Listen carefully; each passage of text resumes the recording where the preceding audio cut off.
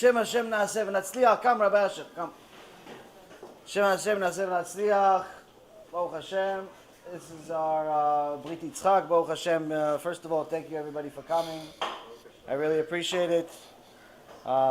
It's wonderful to have you. It's wonderful to have a simcha in a crazy world that we live in. You know, and when you deal, I always tell people, when you deal with Kiruv, one of the downsides is that you hear a lot of bad news, because you hear news from everybody all over the world. And unfortunately, there's a lot of tzarot. There's a lot of problems everywhere.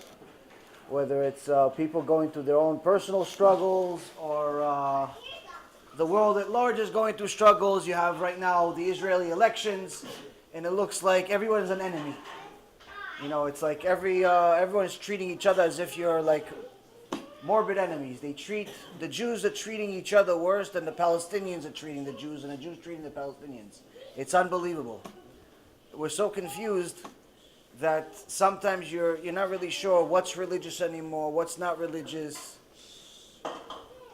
And for example, some of the things that are happening just in the last few days, the articles in the United Kingdom and in Manchester over there, several articles against one of the most well-known Kiruv rabbis in the world.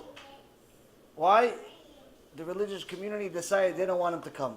Or really some people in the religious community. It's not really the religious community, because the religious community love him, and the secular community love him.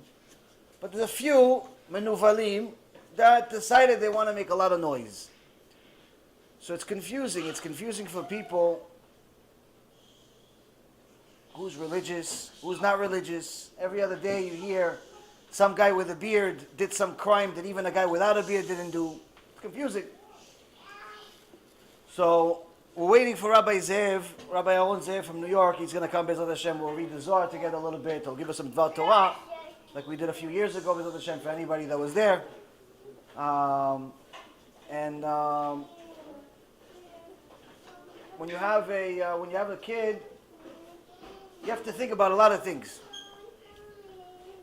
And one of the big questions is, why'd you bring another kid to the world? It's such a difficult world. Why bring another kid? I mean, Parnasah, show me one house that's not struggling. Even the people that have money, they're struggling. One guy comes to Rav Zev one time. He says, Kvod Rav, give me a bracha. And Rav Yagen.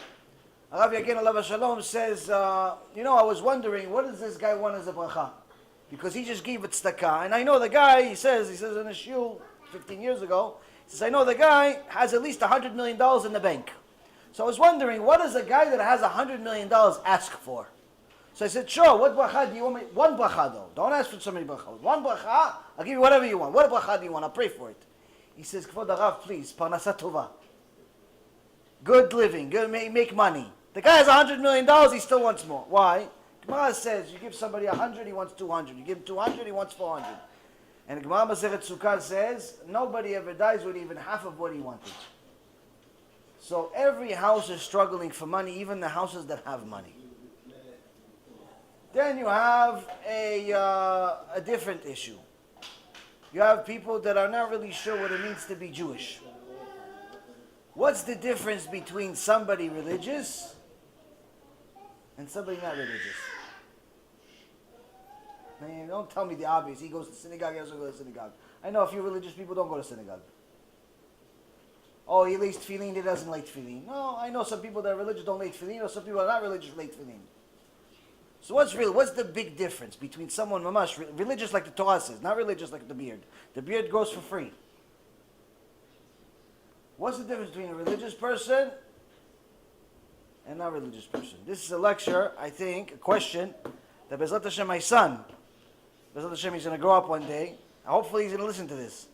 He's going to have to ask himself the same question. What's the difference? No, who wants to volunteer? It's not a trick question. What's the difference? If you didn't have a kippah on, does that make you religious? Some people don't wear kippah, but they're religious. If you didn't go to shul, does that make you religious, not religious? No, it just doesn't mean you don't go to shul. It's not a good thing. But what makes you religious? What's the biggest difference between somebody that is nidvak be'Hashem, he's glued to Hashem, and someone not? Their face. Okay, Torah, you ask a secular person that eats pig on Yom Kippur, you believe in Torah? He says, of course. Fear. What are you talking? What else am I going to believe in? I'm not going to tell you to believe in Torah. Fear. Fear of what? Fear of Hashem? I have a lot of religious people that say they fear Hashem every day in tefillah, and then they steal at work. So they're fear of Hashem of what? They steal in business, but they say they're afraid of Hashem. In tefillah every day, all day, all night, we say we're afraid of Hashem, we're afraid of Hashem, we're afraid of Hashem, but then we commit crimes against Hashem day and night. Non-stop. In Hebrew, they call it litbonin. In English, the best translation I could come up with is delving into it. Meaning the difference between someone that's religious, according to the Torah, and someone that's not religious, is the person that's religious delved into and thought about what is the point of life. Why am I here? What's the point? Whereas the guy that's not religious never really gave much thought to it. Maybe he thought, oh, I need to make money. But that's not the purpose of life. It can't be. Why? So what? You were brought into this world to make some money, then you die? Then what happens to the money? Lo chaval. Isn't it a waste? You made all this money, and then by the time you get all this money, you die, you can't even spend it? What, are you dying to build somebody else's bank account? For what? For the kids who's not going to remember you? What, so you're going to make $100 million so your kids can put your name on a building? What, you think after you die you care if your name is on a building? You think anybody comes back from Olam Haba in a dream? Oh, son, thank you, Chazaku Baruch, you put my name on a building. Any dead person comes back to the world and says thank you for putting my name on a building? Why? So a person has to think, okay, I made money. No, you made $100 million. However much money you think is a lot of money. Then what? You bought stuff. What are you going to buy? No, what's the first thing you buy with $100 million? House. How big is the house? Big house. At least 10 million. At least, right? Nothing cheaper. Yeah. Okay, at least 10 million. Has all the goods in it. All the toys. All the toys. How many cars? 2 at least. At least 2, because, one for the weekend, one for, yeah, of course. Okay, no. You got 2 cars. Each car is at least $250,000. Minimum. We're already 10.5 into it. We got 90 million left. What else we have?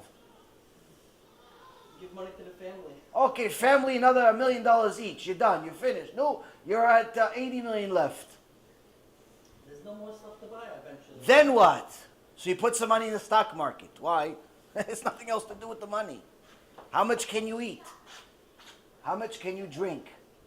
How many vacations can you go to? So let's say you spend 10 million on vacation. You're spending almost $1 million a month.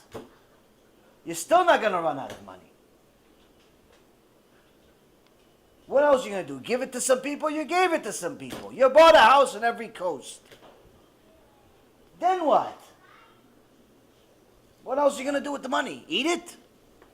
What else are you going to do with the money? So money cannot be a reason of why you came to the world. And if it is, you're going to run out of stuff, out of reason to live very quickly.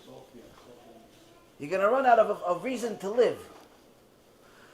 That's why when they did a research recently, about maybe 5 years ago, I think it was actually the IRS department behind it, did a research about suicide. I guess they were wondering why people are not paying taxes, so they wanted to find out why people are killing themselves. But they found out that suicide, people killing themselves, is a rich person's problem. Poor people don't typically kill themselves.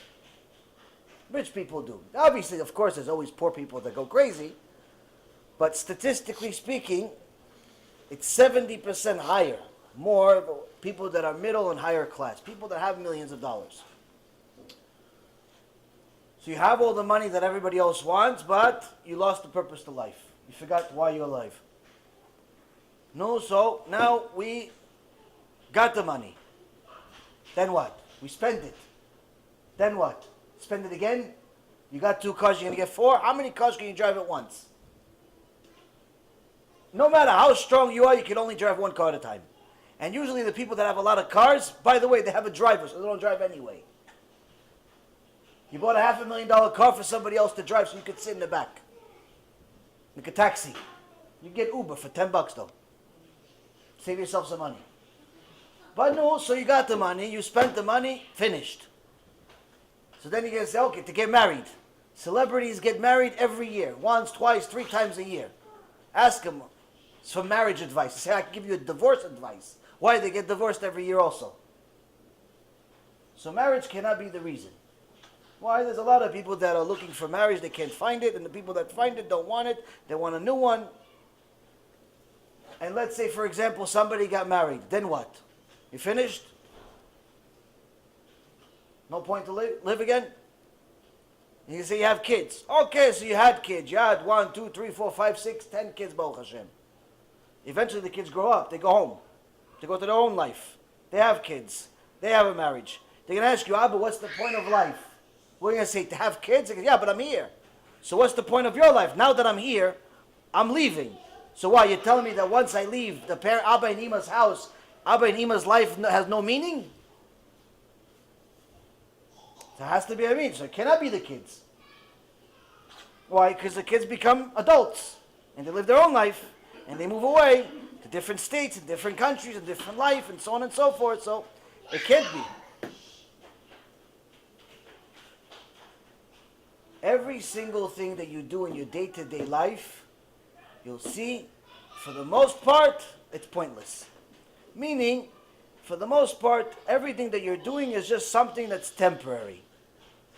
It's temporary. It's not something that you really need to do or even want to do permanently. It's something you have to do in order to make a living, in order to manage a family, in order to do whatever it is that you need to do, but it's all temporary. Manishma, mommy. So, you have to ask, the little kid is going to ask one day, he's going to ask, Abba, what's the point of life? So I'm going to tell money, already we threw it in the garbage. Marriage is good, but it's not the point of life. Kids, many chachamim, like the Chazon Ish, for example, never had kids. The Lubavitcher Rebbe never had kids. So you tell me they had a pointless life? Go to the Hasidim, ask them, you think you had a pointless life because you had no kids? They're probably going to start hating you for saying such a stupid thing.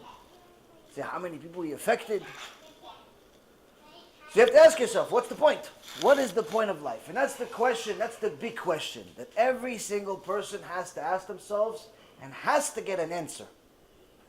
And until you got an answer, life is simply miserable suffering. Every day, you're just going over the same thing over and over again without ever realizing, why am I here? And that's the reason why it's very easy for a person to get bored. They're very bored very quickly because after they went on vacation and after they hung out with a new girl every week and after they bought whatever stuff they wanted to buy and whatever they did, they fulfilled all of their physical desires. Eventually, the physical desires become boring to them. Because the neshama doesn't want physical. Neshama wants something spiritual. But only the right spiritual is going to help. So, a person at some point is going to have to answer this question. Now, sometimes people fool themselves to thinking that it is maybe if they are going to work out and feel better about themselves physically. Or maybe, no, mommy. Or maybe, it's okay. It's okay, I'm with him all day. Maybe, no, mommy. Look up.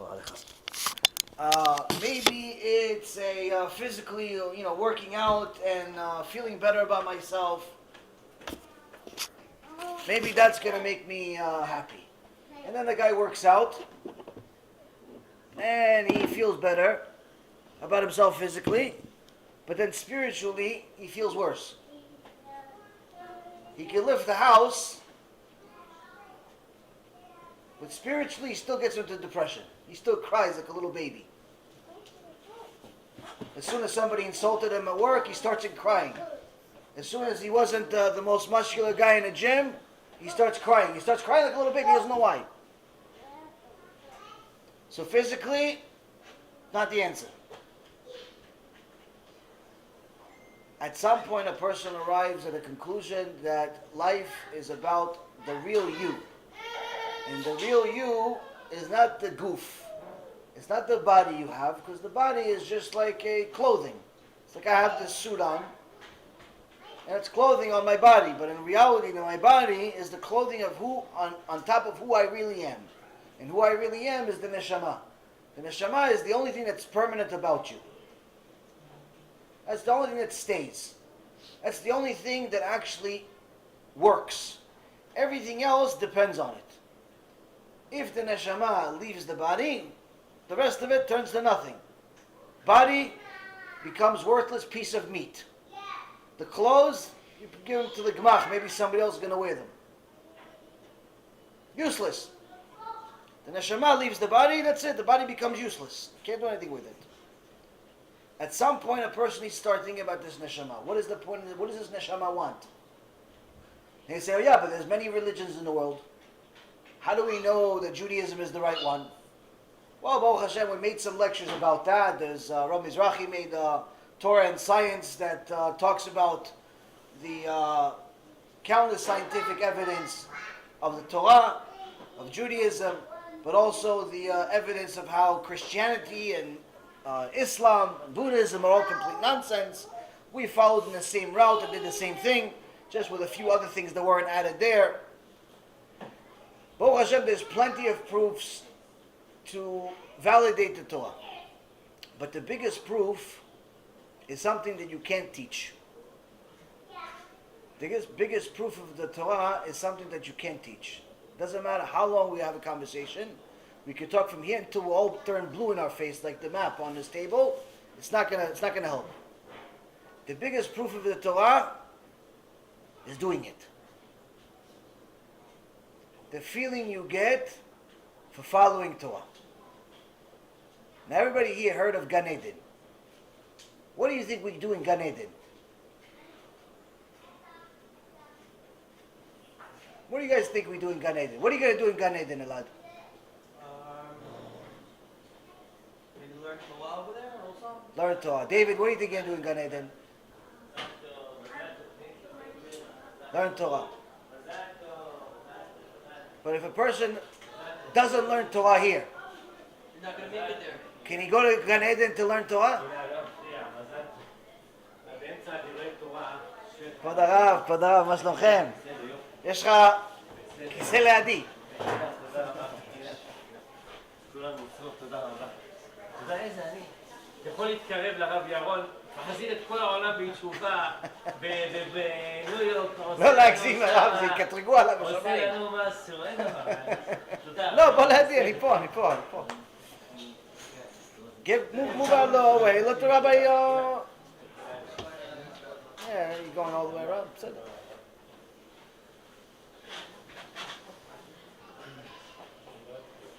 So, if a person doesn't learn Torah here, I thought about this the other day. I think we said it in a couple of shurim already. But it's a really, you think about it, it makes a lot of sense.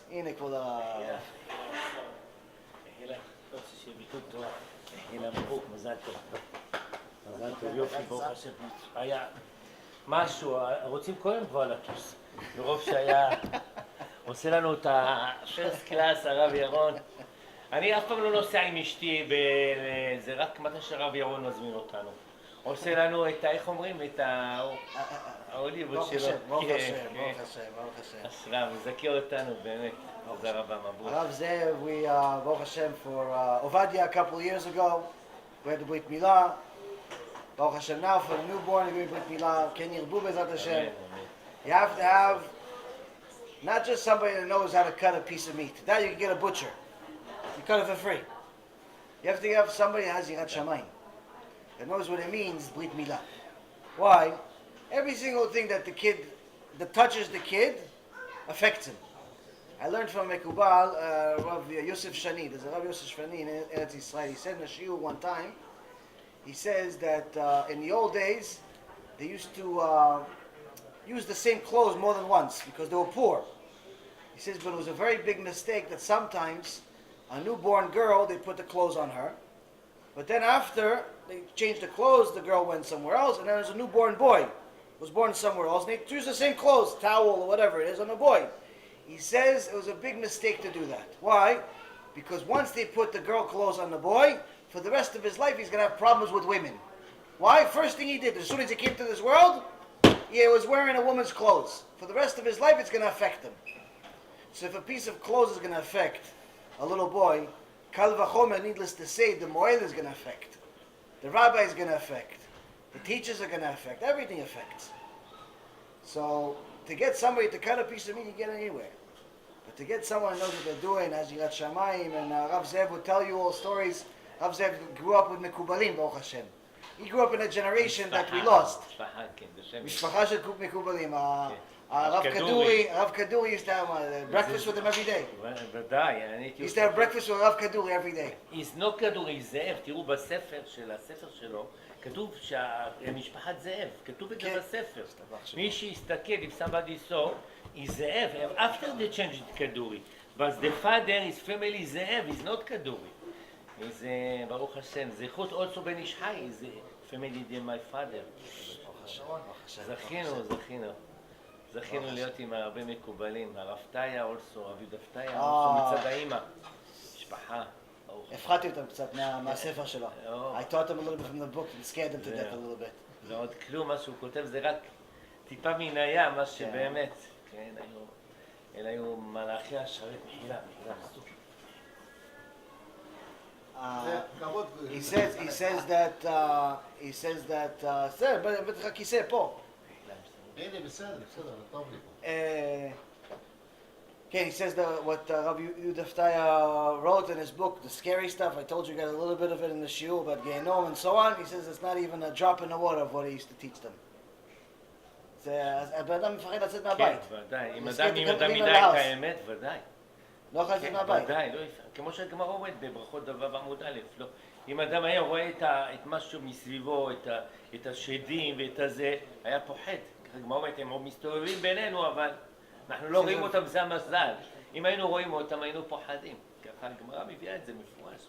It says if a person knew, Gemara says, if a person knew all the things that are next to him right now, he'd be too scared to live because of what's really there.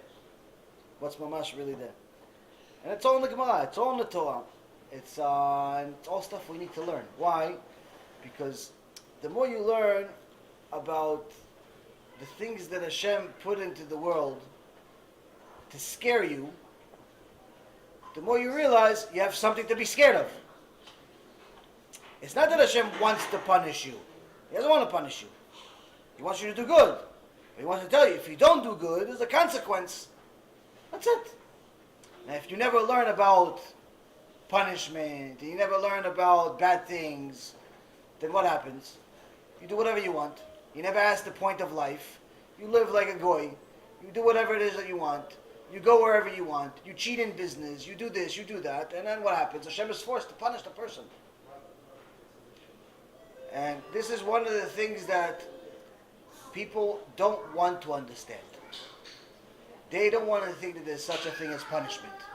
Because they want to believe that because Hashem is good, that means He doesn't punish. And that's the mistake. Why?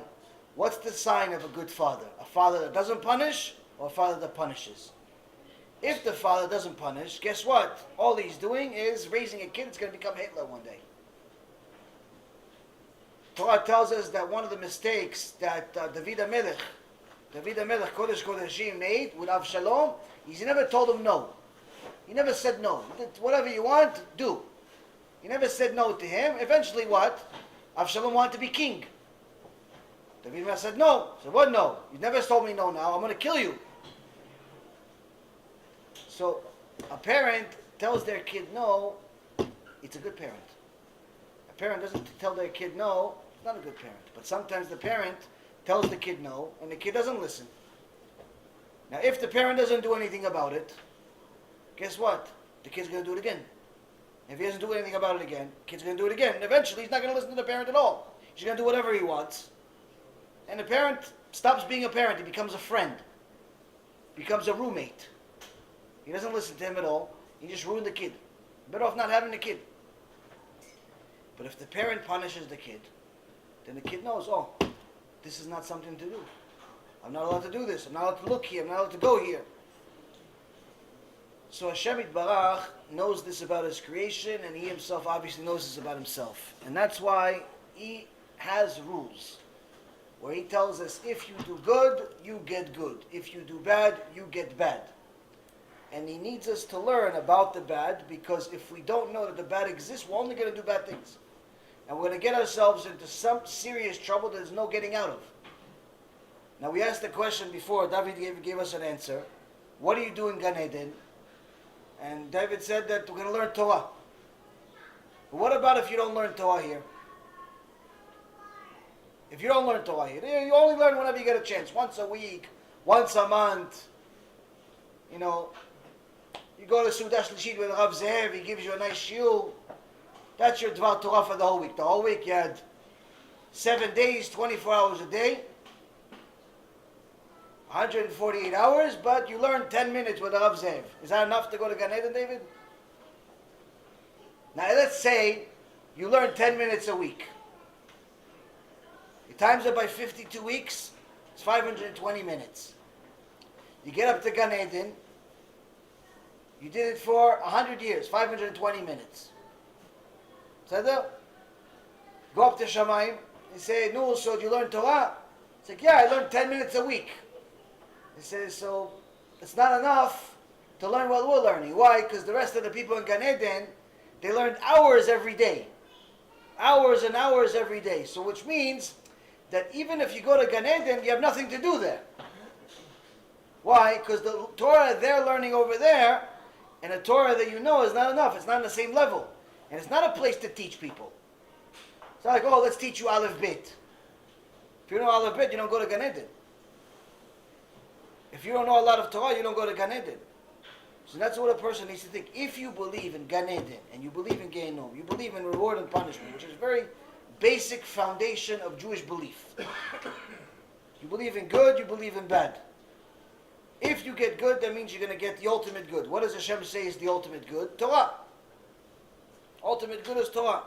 So you go up to Shammai and say, okay, we have a lot of Torah here. It's like, yeah, but I don't know what Torah is. Oh, so you have nothing to do here. So we'll get you to a department that doesn't have Torah. That department's not good though. These are some of the things that a person needs to think about. But not just for this Olam Haba. Because a lot of people, it's very easy to forget about Olam Haba. It's very easy to forget about heaven and hell. It's very easy to forget about them. We always think about this world. So one day you're going to have a son who's going to ask you, Abba, Ima, what's the point of learning Torah for this world? For here. For this world. You know, why should I learn Torah here? Gan Eden, okay, fine. I'll get there one day. I'll figure it out. Once I get to Gan Eden or Gehenom, wherever I'm going to get to, I'll figure it out once I get there. What about now? What am I going to spend 2, 3, 4 hours every day learning Torah for what? I'm busy. I got to make money. I got to go out. I got to have fun. I got to watch sports 3, 4, at least 5 hours a day. No, I don't have time to learn Torah. So what do I need to learn Torah here? For what? What is the benefit of learning Torah in this world? The only way you're going to see the benefit, it's actually one of two ways. One is after you do it. Once you learn Torah, you don't have that question anymore, what's the benefit? Why? Because you see the benefit. You feel it physically and you see it in your life. What's the benefit of learning Torah? But if you haven't learned Torah already for at least a few years, every day, then you don't know what I'm talking about. You have no idea what I'm talking about. Benefit of learning Torah, reading a book. I'm going to read this book 100 times. It's going to make me any different? It's going to make me happy? How is reading a book going to make you happy? Before I went into the Torah world, I read a lot of books. All types of books. Science books, psychology books, business books, self-help books, lots and lots. I had a big library full of books. Not a single book ever made me happy. So what's the difference about this book, or any of the books that you see in the library over there, versus the hundreds of books that I've read in my life before this? Why did this one make me happy and 150 other books did not make me happy? How? Now, if you never learned Torah, you have no idea why there's a difference. So then we go to answer number 2. Answer number 2 is that you have to look at the people that don't have Torah. And you have to look at their life. And very quickly you see what is a life with Torah versus what is a life without Torah. A life without Torah, it's very easy. Start off as a child in America. Without Torah, by the time you're 3 or 4 years old, you're an expert in iPad, Game Boy, all these games. You're expert. You're a Talmid Chacham. By the time you're 6 or 7, they give you your first game. What are the most popular games? Shooting games, to kill people. Kill people, kill monsters, kill something. You're always killing. Which means by the time you're bar mitzvah, you've already committed murder at least 50 million times. Why? Because you want to beat the game. How do you beat the game? By killing as many things in front of you as possible. I know, I grew up on this. I was an expert in killing. And then kicking the ball and throwing a basket and all the video games they give you. But by the time you're 13 years old, you're an expert at killing people. It's no wonder in America today, in the year 2019, according to the Christian calendar, average for 2018 was 1 school shooting per week.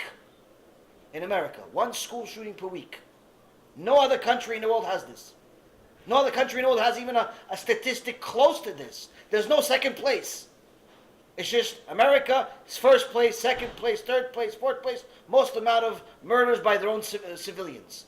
Kids, 12, 13, 14 years old, decide one day to go to school and practice what they've been playing a video game on already there for 5, 10 years. They're experts. So they want to see the real weapon, since you could buy it at Walmart. You could buy it on the internet. You could buy it on the dark web. You could buy anything you want. You could buy a tank if you want. All you have to have is a credit card. So they want to try it. What happens if I throw a real grenade? What happens if I shoot a real shotgun? What happens? So now the kid, because he's committed murder so many times, by the time he's 12, 13, sometimes it affects his brain where he becomes numb. Numb to life. Becomes numb to the value of life. And some kids become addicted to this stuff.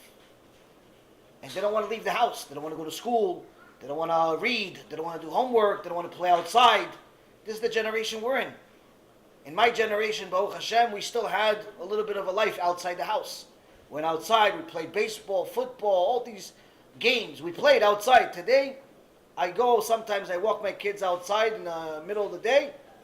Darkness, nothing. Not a single kid outside. The only day of the week the kids are outside are on Shabbat. Why? Because they can't play the video games. Rest of the week, there's not a single soul outside. Nothing. Everybody's inside. Nobody goes outside. Everybody plays the video games. So now you have, now the secular mentality is give the kid the games, give him the chofshiyut, the freedom to do whatever he wants with the games, and everything's going to be fine.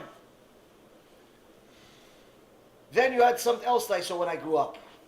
When I was, 12 years old, 7th grade, I think it's 12 years old, I saw my first woman in my life that was pregnant. I mean, I saw older women pregnant, but I saw the first one that I knew was pregnant. Why? She was 12 years old. In my school. Public school, you're secular, you don't learn Torah, so you go to a public school, it's free. In public school, they teach you that you can do whatever you want. It's all natural, like animals, like anything else. So what happens? The kids, they talk.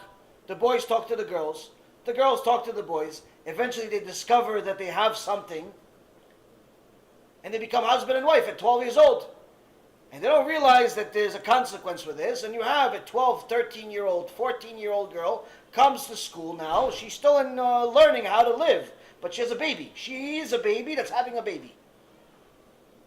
This is the mistake that parents make all the time, even now in the religious world, where they started this thing, or actually not started, it's been going on for many years, where they think that if you teach kids Torah, for some reason, they're not going to realize that their classmate is the opposite gender, is the opposite sex. Like if you teach boys and girls Torah, they're going to be okay. They're going to manage.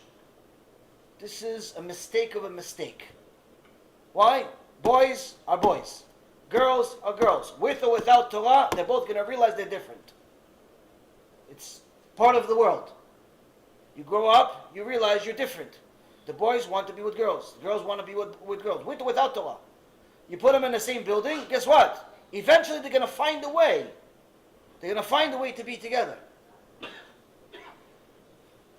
This is why in the religious world, there's no exceptions here. Why? Because we know that this is too early. They're still kids. They're still kids. They don't know. They don't know what to do yet. They don't know how to control themselves, how to stop themselves. So in the secular world, you see that the girl and the boy already want to be mommy and daddy before they even realize what mommy and daddy are. And this is the basics. It's very normal. And in fact, in my school, when I was a kid, if you didn't have a girlfriend, that you acted like a husband and wife with her, they made fun of you. It's like, oh, you're a prude, you're a this, you're a nothing, you're a loser. Why? You don't have a girlfriend, you don't have a boyfriend, you don't have a nothing, so you must be a loser. There's something wrong with you. People make fun of you for not being mature at 12, 13, 14 years old. So now, what normal father wants his daughter to have a husband when she's still going to school at 12, 13 years old, 14 years old? If it's the old generation, when you're 12, 13 years old, you're already ready to be a father or mother. It's a different situation. But in our generation, 25-year-olds are still learning how to behave. You can send him here. He learns with me all the time. He knows. So, הוא ילך לבד, הוא יבוא אליי לבד. תוריד אותו, יבוא אליי לבד. So in the secular world, you see that already, if you had a daughter, you look at your daughter like I look at my daughter. She's 3.5 years old. I don't want her to even play with boys. Forget about 12 years old, 30. I don't want her to play with boys at 3.5 years old. Why? Why play with boys? There's plenty of girls. Why should you get used to playing with the boy at 3 years old, 4 years old, 5 years old, 6 years old? Why? For what? Well, we ran out of girls in the world. If you think about it clearly, you realize there's no benefit here. And little by little, you start realizing there's a risk. Not only there's no benefit, there's a risk. There's a risk. And it becomes dangerous to now give kids freedom. But in the secular world, all you have is freedom. All you have is freedom. So what normal father wants his daughter to bring a husband? Abba, Ima, here's my husband. Honey, what husband? You just had your bat mitzvah last week. What husband? What are you talking about? You're still sleeping on a bunk beds. No, he's my boyfriend. I love him. I love him, Abba. I love him, Ima. You know how many daughters come to Abba and Ima and tell him, I love him, Abba, Ima? Or they start crying because Mr. Wonderful broke up with them. Her first boyfriend broke up with her. What father wants to deal with this? But guess what? The father that deals with this deserves it. Why? He did it to himself. He sent the kid to that school. If you sent the kid to that school, what are you blaming the kid for? You sent the kid to a mixed school. What do you want the kid to do? To say, oh no, they don't exist? It's like sending the kid to a zoo and saying, and the kid's going to expect the kid not to talk about animals. There's animals in the zoo. So, here you already are a teenager, you realize, wait a minute, if I have a religious lifestyle, that means I have a structure. That means I have less danger. My kids are not going to grow up on video games. My kids are not going to grow up in mixed schools where I have a risk that maybe my son at 14 years old is already going to be a father. Why? Because his girlfriend that's 13 years old, she was really cute. But he's a father at 14 years old. He doesn't know what being a father is. He doesn't know he has to change diapers. Anybody that thinks about it for more than 5 minutes, realize it's not worth it. It's worth it to be religious just for this. Just for this. Why? Because you have a structure in your life. A structure that gives you less risk. Why do companies, big companies, have a system where there's one department that has servers and computers, and there's a few people in charge, but even the people that are in charge, they have a chain of commands. There's a supervisor, there's a manager under the supervisor, there's a manager under the manager, and there's a bunch of other guys below him. Why is there a chain of commands? Why do we need this chain of commands? And then the same exact thing in a different department. That's not servers, that's let's say Department of Food. Somebody managing the food, and there's a manager, and there's a manager under the manager, and a supervisor under the manager, and there's a chain of commands. And then after the food, and after the servers, there's the other stuff that the company deals with. International ordering, commercial sales, and so on and so forth, but each one has a chain of commands. There's the manager, and the supervisor, and under the manager. Why? Why to have all this? Because all of these chain of commands give the company structure, and structure gives protection. If one goes crazy, it's much easier to fix. If one breaks, if the manager loses his mind and decides to quit tomorrow, he doesn't want to come to work anymore, he wants to go become a dancer or something, we can replace him easily. Why? Because it's only one him, but we have 25 other people around him. They can fulfill his role until we replace him. But if the whole department depended on one guy and he leaves, guess what? There's no department. As soon as the server guy leaves, there's no server guy anymore. Now, as soon as there's a problem with one of the computers, the whole company shuts down. As soon as, if there was only one guy managing all of the food, as soon as the one guy managing the food leaves, guess what? Something wrong with the food, nobody eats. As soon as the guy that deals with international orders, he leaves, and there's nobody to recover for him, and there's no chain of commands, he leaves, guess what? The business of international business gets shut down. So the order of command and the chain of command and the structure gives the company, gives the organization protection in case something goes wrong. Why? Because it always does. Something always goes wrong. That's life. Something goes wrong, and you have to prepare for things to go wrong. In this life, things go wrong every day. Problems happen every day. If you don't have problems, that only means you're probably sleeping in a dream, or you died already and you're in Gan Eden. And you're alive in this world, there has to be problems. Why? That's life. So Judaism, the Torah, is instruction set of how to deal with these problems by putting different protective measures. How to protect yourself from these problems. If it's having kids, how do I make sure that my kids don't have kids when they're still kids? How do I make sure that my kid is not a sociopath by the time he's 15 years old because of all the video games and movies that he watched? How do I make sure that my kids care about more than just money, more than just physical, more than just girls, more than just boys? How do I make sure I give them some type of protection, some type of structure? Judaism, the Torah, Akdosha, gives us that structure. Just for that, it's worth it to be religious. Just for that. Why? There is no other system like it. There's no other system in the world like it. Now, the more a person grows up and becomes mature and thinks about the purpose of life, the more he realizes it's not that he should get the Torah. He needs the Torah. He needs a structure in his life. Because life can become pointless very, very quickly. After you made all the money you want, you married the girl you want, you married the guy you want, you had the kids you want, you have all the stuff. You got the stuff that you want, then what? I know some guys that are in their 20s, they got all the stuff they wanted and committed suicide before they got to 30. Why? They got all the stuff. There's no point to life anymore. Money they got, the girl they got, another girl they got, the kid, they got everything. Then what? Oh, there's no point? Okay, so what's the point of living? As soon as one problem happens that ruins their stuff, they give up on life. How many celebrities do we hear about every other week that decide to end their life with millions and millions of dollars in the bank? No chaval for all the hard work they made for that money. All that money is a waste now. Why? They just made somebody else's bank rich. So, Torah Kedusha is the structure to life. And the more a person grows up, the more he realizes that he needs a structure. Once he realizes that structure, he'll start using the structure. He'll start using this system. And then he'll start thinking, okay, so now I know I have a system of how to live life.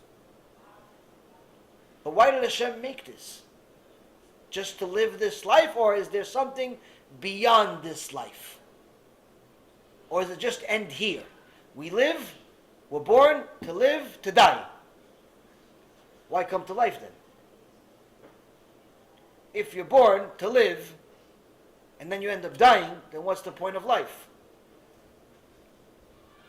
You have to ask this question. If God created a person, and He brought him into life, and the person is now alive, for what? So you could go to school and not get into trouble? To pass tests? There has to be something after. And that's where Gan Eden and Gehinnom is something that you need to learn about. You need to learn about what happens after this life. And Chazal, our Chachamim, teach us that this life is like a hall. It's like a hallway in a huge building. Meaning that you could go to sleep, for example, and have a dream. And the dream feels like it was a long time. It feels like it was a week. You had one of those dreams that feels like it was a long time. But as soon as you woke up, in a second you realize it was a dream. It doesn't take you long to realize it was a dream. It's like, wow, a whole week is over already? The dream, it feels like the dream was a week. But it's over, it's finished. Our sages teach us in the Gemara, life feels the same way. This life in this world that feels like it's so long, and sometimes the day never ends, and sometimes we're depressed, and sometimes we're happy, and sometimes we're not really sure if we're happy or we're depressed because we're crying, and we're not really sure if it's happy tears or sad tears. And we're confused, and we're up, and we're down. We're not really sure what's going on sometimes. We're so confused in this world. Eventually, that whole story, the 20, 30, 40, 50, 60, 70, 80, 90, 120 years pass, and a person wakes up. Where? In a different world.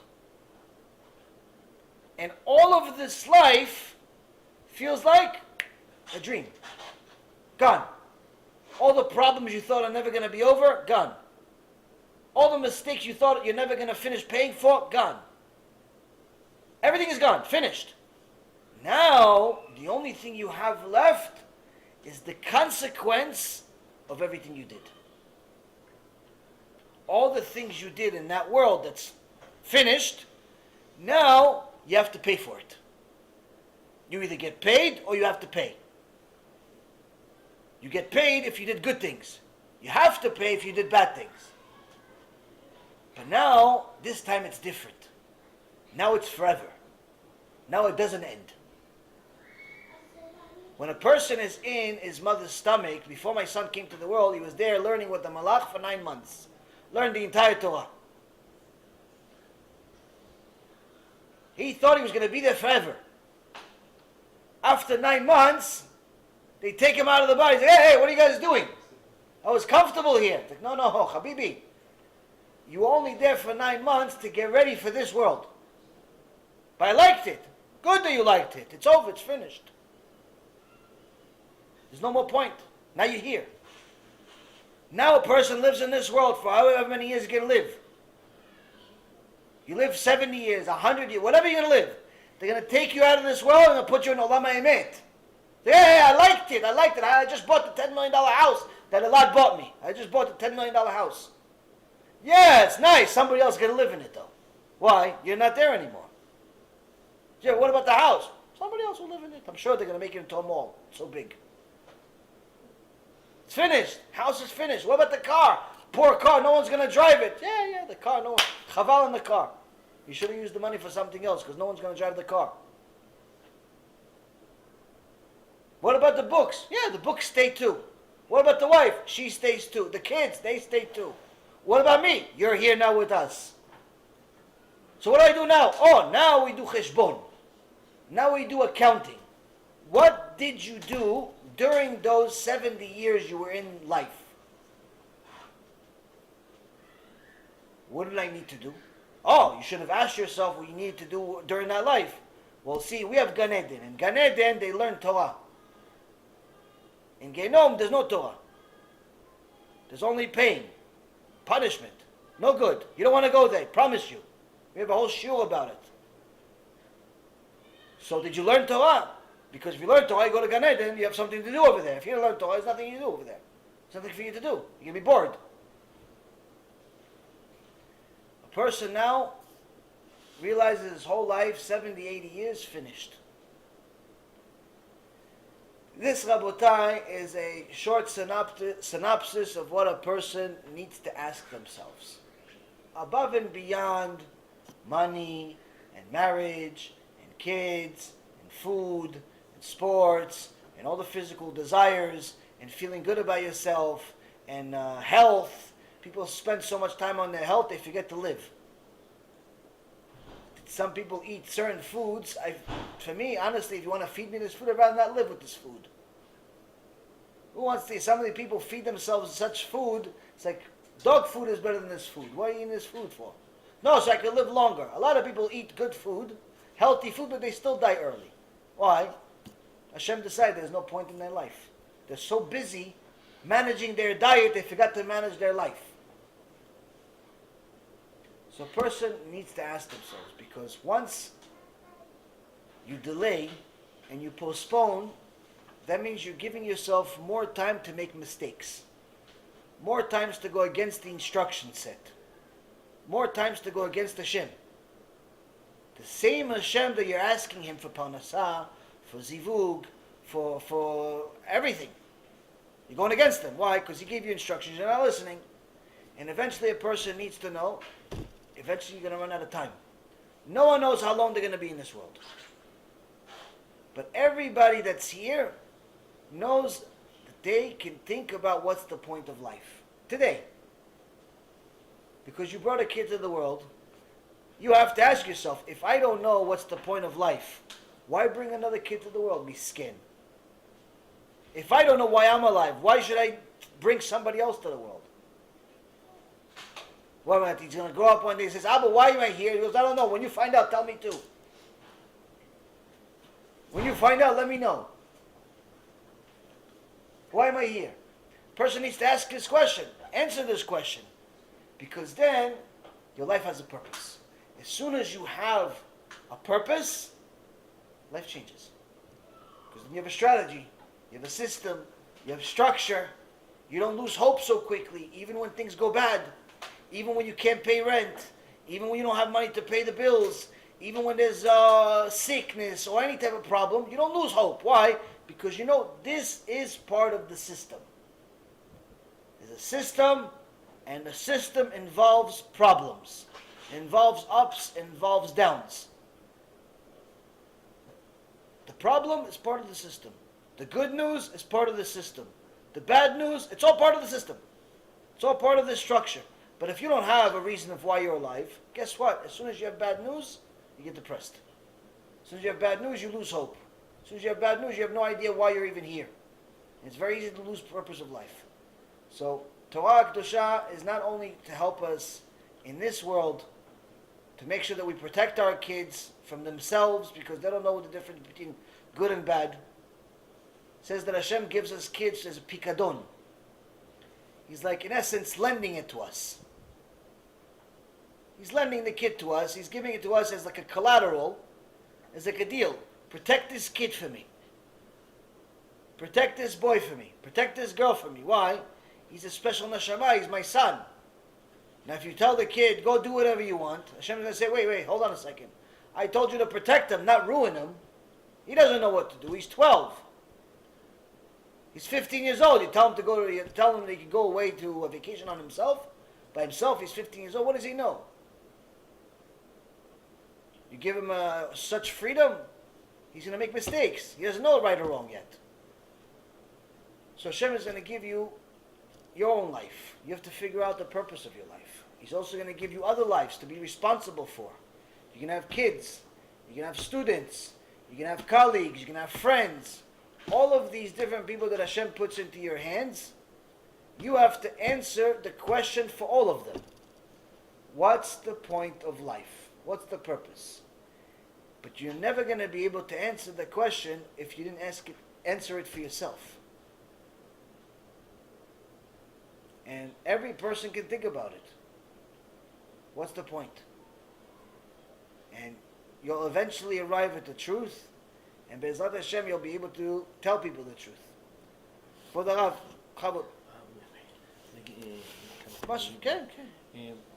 כמה מילים, פשוט אחרי הדברים של אפטר הרב ירון שליטה, השם ישמרו ויחייהו, אין מה להוסיף, אבל הם מסרבים לגדול. אני חייב לדבר. Everybody speak English or Hebrew? English. English, I try to speak English. אתה רוצה להתרגם? אם אתה רוצה להתרגם או whatever you want. אם אני לא יודע, אני אגיד בעברית וכבודו יתרגם. כן, מה שאתה רוצה. I must to speak a few words. why? כתוב בסוף מסכת ברכות שם, ס"ג עמוד ב', בגמרא ס', מתחילים בכבוד אכסניה.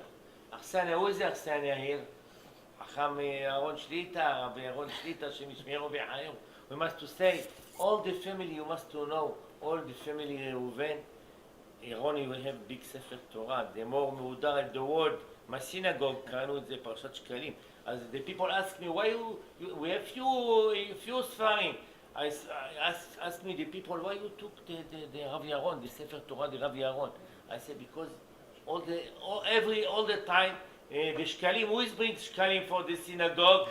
Family Reuven, Hashem Yishmeru, the father, the mother, everybody make Chesed, mitzvot, בגוף, בנשמה, לא רק כסף, לא only money, כמו שכתוב שאברהם אבינו, is a work from Hashem, גם בגופו, גם בממונו, the money, everything, the תפילות, everything, this is משפחת ראובן, make big הכנסת אורחים all the years, השם ישמרי ויחיים, for that must to say, the גמרא say, שחייבים לדבר קודם בכבוד אכסניה, המעשה, עובד האדומי שם, שהגמרא אומרת שם, because he skipped the ספר תורה, השם give it to him 64 baby boy, 64. From 64, not from me only, from the children. Is have 8 children, the kalod, everybody have 6 children, is have 6 together 64 children. Be'ezrat Hashem, everybody have a baby boy. If I was Mohel, אז הגמרא אומרת, he's only keep the ספר תורה, he's no put food, no put nothing. If somebody make הכנסת אורחים, for תלמידי חכמים, from the people, נושא דברי תורה, הגמרא אומרת, על אחת כמה וכמה, כמו שכתוב, שמשה רבנו בעצמו, איפה כתוב? ויבוא יתרו ואהרון לפני האלוקים, הגמרא ask, where is משה רבנו was? לא כתוב. כמו אומרת, משה רבנו, he's bring the food. הוא היה מלצר. הוא היה מלצר, he's bring the food. אז זה גמרא סק. כן, מה איך אומרים? וייטרס, הוא היה בעצמו, איזה זכות זה לשמש, לעשות דברי תורה בבית. אז זה כתוב, מי יעלה לנו השמיימה? ראשי תיבות, מי יעלה לנו השמיימה? ראשי תיבות מילה. וסופי תיבות, מם י' עין, מילה. סופי תיבות, end the words, י' כו' כ', שם השם. שם השם. מי יעלה לנו השמיים? somebody מת ברית מילה, כאילו עולה לשמיים. בזוהר הקדוש סי, אני קראתי את כל הזוהר עכשיו, בדרך. אז הוא אומר, הזוהר הקדוש סי, שמי שעושה ברית מילה, הקריב את כל הקורבנות כולם, עוד sacrifice in the בית המקדש. זה, לכן אומרים, אשר קידש ילדים מבטן. When we say, אשר קידש ילדים מבטן, not before the Brit, after the Brit. למה קידש ילדים מבטן? Because מתגלה יש שם השם, אות י', השם מתגלה, שם השם, לכן אומרים, אשר קידש ידיד מבטן, זה הזכות על המילה. Also, the people ask, why we say דברי תורה in the night, the Brit Yitzchak, why the Zohar הקדוש say, אלעד, but the Gemara also say, הזוהר הקדוש אומר שיושבים עם אליהו הנביא, he spoke somebody, they must to say all the night דברי תורה. למה? הגמרא בברכות נ"ד עמוד ב' אומרת, 3 people צריכים שמירה, must to keep, חיה, חתן וחולה. חתן, חתן, somebody make a wedding, and מתכפרים לו העוונות. He's not have more sins, אין לו עוונות. אז because, אז מקנאים בו, אבג'ל, במלאכים, בזה, למעלה, מקנאים בו, חס ושלום, want to make him, for him, חס ושלום, something negative. For that, the חתן need 7 days, what to do? 7 ברכות. Why 7 ברכות? To keep him. גם בפני החתונה, גם before the wedding, must be careful מאוד. must be careful. למה? זה חס ושלום, חס ושלום, I don't want to say the word, but I know a few story, need to must, I know, לא סתם, אני יודע אישית, few story, שממש סמוך לוודינג, איזה בעיות של כמה, must to keep, be careful, before the wedding, he also 7 days, the wedding, must to say, to make 7 ברכות, דברי תורה, no go, פחם, Atlantic City, I don't know, Las Vegas. No honeymoons. No bachelor parties. 7 days obligation together to say every day. I with Rav Kaduri, עליו השלום, היה לי זכות. 3 times from a day, we making 7 ברכות 3 times, every day. למה? I sleep the my sister house. אז בברוקלין, בדיוק התחתנו, we making 3 times day, 7 ברכות.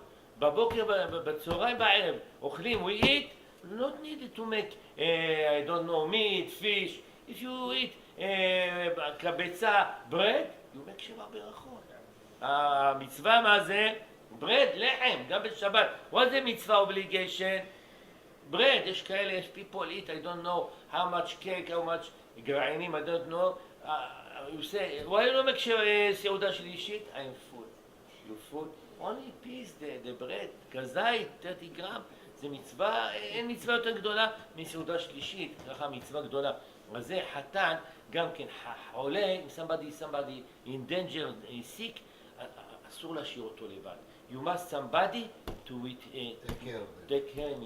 תהילים, all the time with him, 27 hours, I say somebody חס ושלום danger. 7 days, 24 hours, must to... למה? If חס ושלום is by self, is more danger. This is the Gemara say. Third, is חיה. What is כי חיותנה? If somebody have a baby boy, אם אישה יש לה baby boy, מקנים איפה ג'ל from the mother, from the baby. For that, צריכה שמירה גם האמא to keep the mother and to keep the baby. For that we say דברי תורה today in the night. למה? Why? Because must to keep here שכינה. For that, בפרט שיש מניין, אז השכינה here. לכן אנחנו אומרים דברי תורה, למה? שחס ושלום צריכים שמירה גם לבייבי וגם לאמא. עוד כתוב, אנחנו אומרים שאליהו הנביא, מה הזוהר הקדוש אומר? אומרים זה הכיסא של אליהו הנביא, זכרו לטוב. מה זה כיסא? The people think it's need chair, it's mistake. My father yeshiva, everybody, all the rabbis, all the Kabbalists, Rav Kaduri, Rav Ovadia, Rav Mordechai, all the rabbis sit on the table. You say this is זה השולחן, זה הכיסא של אליהו הנביא, זה כיסא, הכוונה כיסא, where they sit the סנדק, זה הכיסא של אליהו הנביא. Have people I know think mistake, think need chair special, או I don't want to say עדות או משהו, אני לא רוצה להיכנס, שהם לא אומרים, אז לא אומרים זה הכיסא של אליהו, לא זה, או חושבים שמביאים כיסא special chair, that's all, it's mistake. The זוהר הקדוש say, if we don't say זה הכיסא של אליהו הנביא זכרו לטוב, he's not come. הוא לא בא, כך אומר הזוהר הקדוש. אם אתם רוצים תפתחו, גם דף 38 וגם עמוד, אני חושב, 38, אומר הזוהר במילה, אומר בשתי המקומות, if you don't say, זה הכיסא של אליהו הנביא, he's not come to ברית מילה. וצי המועל חייב להגיד, זה הכיסא של... איפה רואים? We say another place. In the סוכה, we have 7 אושפיזין, קדישין, אברהם, יצחק, יעקב, משה, אהרון, יוסף, דוד. What we say before you coming inside the סוכה, מכינים לו כיסא, זה הכיסא, אומרים, today it's אברהם, second day יצחק, third day יעקב, בדיוק. אז אנחנו אומרים, מכינים להם כמו כיסא שיבוא, if we don't say, the זוהר הקדוש say, he's not coming. הם לא באים מאברהם, יצחק ויעקב. צריך להגיד בסוכה לפני שהם יבואו, to coming, מכינים להם כיסא, צ'ר. Also, איפה רואים עוד? בכמה מקומות. הגמרא מביאה בברכות כ"ח עמוד ב' שמה על רבן חנן בן זכאי, כשהוא הזה, אני גם לא רוצה להגיד את כל ההיסטורי שנפרדו ממנו, אמרו, התחיל לבכות, הסביק קראי וזה, אמר, I don't know if I'm צדיק, אם אני לא צדיק, אמר להם, מה אמר להם? הכינו כיסא לחזקיה מלך יהודה שבא ללוותני. כיסא חזקיה, the king days, חזקיה was big צדיק. כתוב שבזמן חזקיה, מבריאת העולם עד היום, don't have Torah like the time the חזקיה מלך יהודה. don't have. כל תינוק ותינוקת, any baby is not טומאה וטהרה. today who is not טומאה וטהרה? תשאל אפילו רבנים ראשיים, למה אין זמן, no time, הלוואי שנדע את הלוואי שידעו את הזה, מי שלומד טומאה וטהרה, it's very difficult, very difficult, מי שלומד במסכת נידה, כל ההלכות, זה מאוד קשה, אבל בזמן חזקיה מלך יהודה נעץ חרב. Everybody must to learn Torah, everybody must put money, put everything, is everybody only Torah, is not have, אפילו חייל אחד לא היה לו בצבא. ומה קרה בסוף? סנחריב נפל לפניו. סנחריב, מה קרה? הוא לא החריב, he took all the world. Only one place he came to took. What? ירושלים. Only ירושלים, סנחריב. החריב את כל העולם, מה קורה? החריב את כל העולם. Only one place, ירושלים. Who was in ירושלים? חזקיה מלך יהודה. Who is killed? He have million by million sold. מי הרג אותם? הגמרא אומרת, בא מלאך, והגמרא מביאה אומרת שבא מלאך והרג, היה 185,000 ראשי גייסות, המפקדים, 185,000.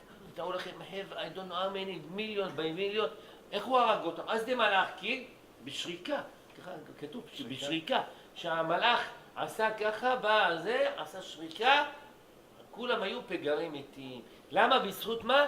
בזכות ראויים. אז למה הוא עשה? הוא הכינו כיסא, אמר תכינו, רבנו חמד זכאי, מה אמר? תכינו לחזקיה מלך יהודה.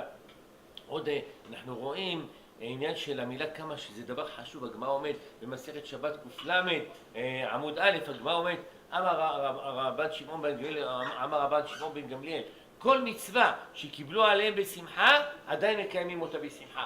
עוד מצוות, the Jewish, איך אומרים לקבל? to receive, accept, for happy, make until today the happy. What is?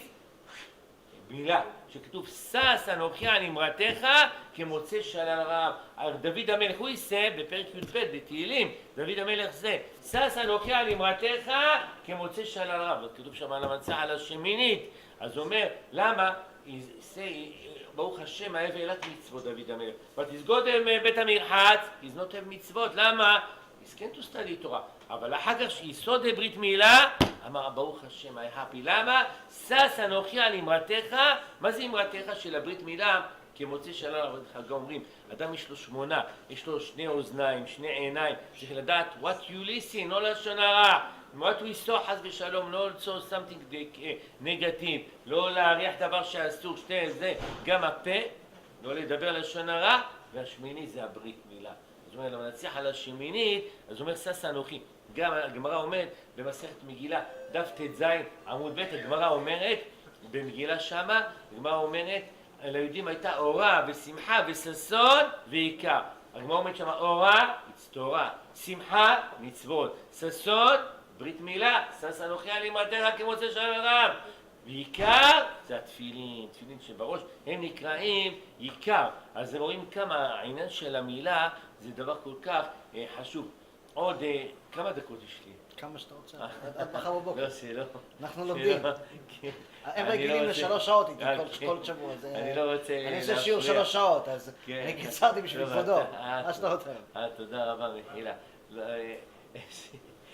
כמה שאתה רוצה. יש עוד, הגמרא עומד, ידוע, מעשה זה סטורי, במסכת עבודה זרה שם, דף י' עמוד ב', התוספות שם מביאים, זה סטורי, הוא התרבן שמעון בן גמליאל עם מלך רומא. המלך אמר, nobody can to make a ברית מילה. The people coming, asked Rabbi, רבן שמעון בן גמליאל, what we can to say? Is the king say? No make. למה? Why? Because he's killed, חס ושלום, סכנת נפשות.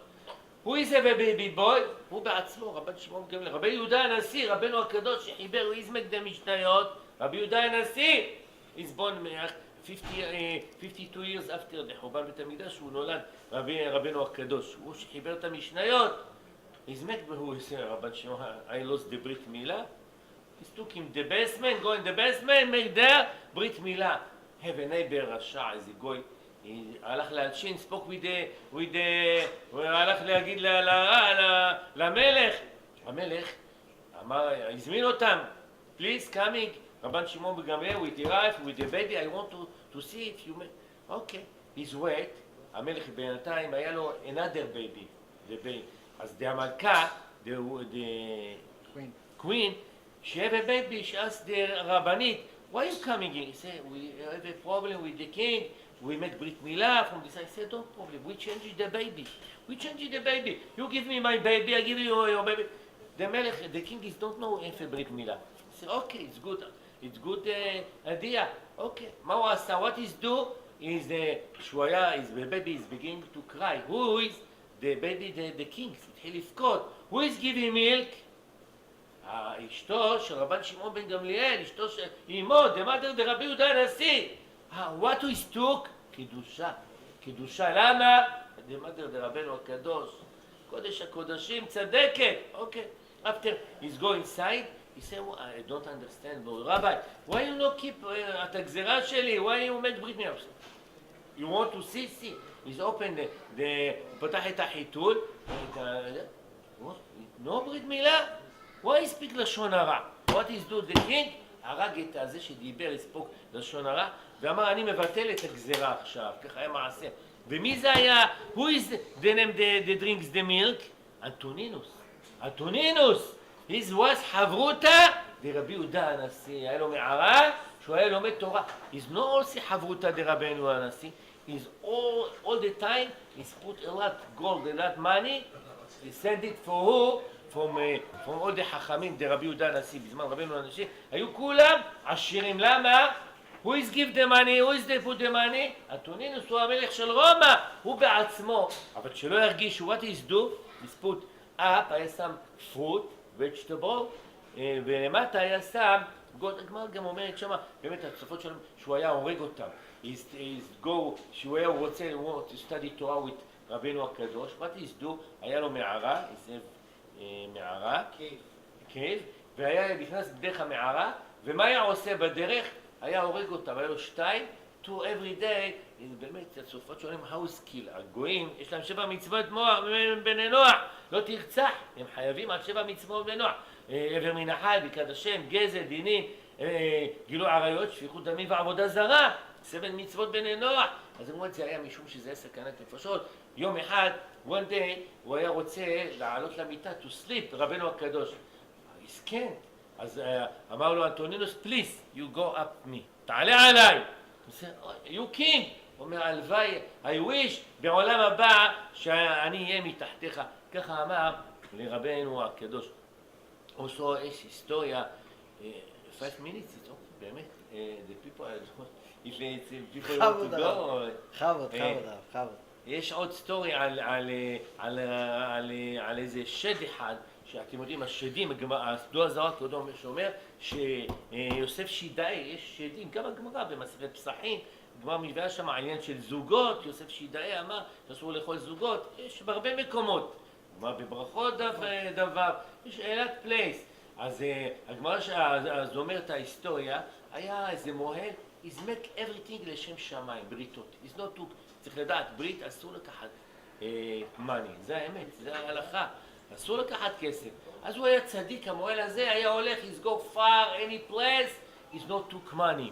אז יום אחד הזמין אותו שד, he's not always שד, הוא לא ידע שזה שד.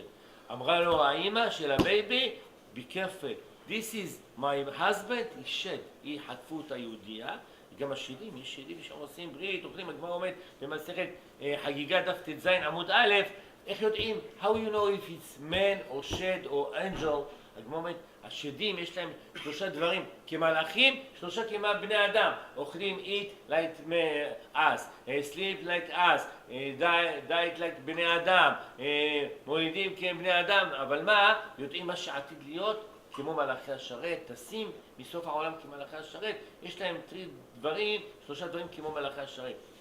What time do? No eat, no drink, nothing. If you eat, הם יהרגו אותך kill you after the Brit. אז הוא אמר, אני היום בחלום, אני חלמתי, something in the night, יש לי תענית חלום, I make fast. טוב, after second day, please eat. third day, הוא אומר, יש לי תענית, לא יכול לאכול כלום. אז הכניס אותו, the father, שהוא היה שד, הכניס אותו לחדר, coming my house. You see? He said, yes, this is my house. This is my God. הוא היה עשיר, אבל מה? זה, הוא היה קמצן חזה, לא עושה צדקה, אמרו אלא זה, never make צדקה, לא make צדקה. אז הוא אומר לו, you see, באמת, I can to took all your money, אבל because you make the בריתות לשם שמיים, לשם מצווה, אני משאיר אותך חי. רואים כאן כמה העניין של המילה זה דבר חשוב. אני רק אסיים במה שהגמרא עומד בסנהדרין, שמה ל"ט עמוד א', שמה עם רבנו תנחום, הגמרא עומד שמה שהיו תמיד מתווכחים to fight with זה. אז אמר לו הקיסר לרבי תנחום, you must, אנחנו הרוב, תהיו גויים. הוא אומר לא, אתם צריכים להיות כמונו. we must, למה? who is the first ברית מילה מת? אברהם אבינו, he's Jewish. אנחנו הראשונים, we first, opposite, you must become Jewish. אמר, you right. אמר איזה גוי אחד שמה, אמר לו המלך, אדוני המלך, because הוא ניצח אותך, מסכן to guns you, אז צריכים להרוג אותו, תוקילים. ככה היה החוק. מה עשו? לקחו את רבי תנחום, תוקים בגובה האריות, זרקו אותו, ליין, זרקו אותו שמה. אז זרקו אותו שמה, האריות לא עשו לו כלום. התחיל לשיר איתם, מקם עג'ה, מקם נעוואן, נשמע כל אחד. אז הגוי אמר, פליז, אדוני המלך, המלך נבהל, אמרתי, go out. אמר לו, הגוי, you know kings, you know the lion is not hungry. Put him 2 days, 2 nights, no eat, nothing. You see what to do the Jewish. No, you sure? אומר, I'm sure. לקחו את הגוי, המלך לקח, he took this guy, put him inside the גובה האריות. לפני שהוא בכלל go inside, בלעו אותו האריות. אז רואים מכאן כמה עניין של המילה, כמה שזה חשוב. כמו שהזוהר הקדוש אומר, שהמילה, אבי הבן, שעושה ברית מילה לבן שלו, זה כאילו מקריב את כל הקורבנות כולם, עוד סקיפרייס. כל כך זה חשוב שעושים את העניין של המילה, בעזרת השם. אני לא רוצה להעריך, אני יכול לדבר לא כמו רבי ירון, אבל עשירית ממנו, אבל לא רוצה לתפוס את הקהל הקדוש, באמת שהקדוש ברוך הוא יזכה את כולם, איך אומרים, הידועים הייתה אורה ושמחה וששון בעיקר בעזרת השם, משפחת ראובן וכל המסובים בכל עם ישראל, אמן, אמן ואמן. נהי שלום בחילנו, ושלווה בישראל, וסימן טוב בנבא לנו, בימיו יבוגו, הילד יהי רענן, ושל שדה יתלונן, ובתורה יתבונן, אלף דת לכל שואל, וקורא יהי ברוך, זמן חייו יהי אור, ושולחנו יהי ארוך, וזבחו לא יתגאי, שמו יצא בכל עבר, אשר יגדל יהי גבר, יהי בדור כשמו, עדי זקנה וגם שיבה, ידשת בכל טובה, ושלום לו ורוב אהבה, אמן כן יאמר האל, שלום בחילנו, ושלווה בישראל, וסימן טוב בנבא לנו, בימיו יבוא גואל, הרוך מעלה